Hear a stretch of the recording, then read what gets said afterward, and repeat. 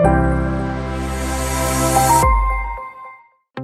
studying mechanical engineering at the University of Plymouth. I applied for a summer placement at Norco after being introduced to the Composites lab at my university. Working at Norco, I've had the opportunity to work on both the shop floor and the engineering office. My favourite part has definitely been when I was given a new project to interpret some drawings and give out working instructions to the people on the shop floor. Seeing that from start to finish was incredibly rewarding for me. Gave me a lot of confidence as an engineer.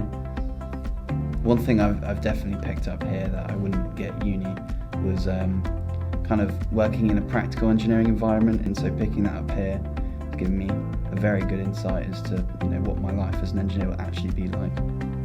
Having done the summer placement, I can definitely see in the future that I consider Composites as a real pathway for me.